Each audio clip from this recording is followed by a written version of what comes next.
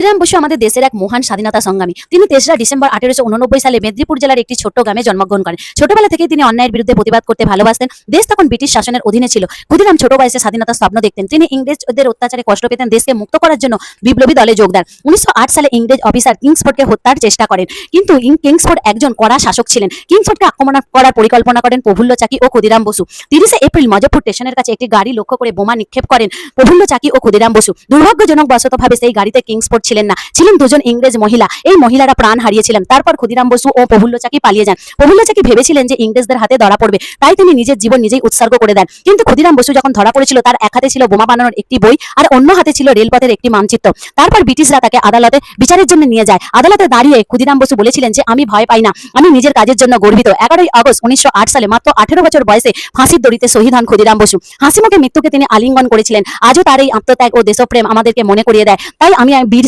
তাই আমি সম্মান জানাই এই বীর বিপ্লবীকে। Please like, subscribe.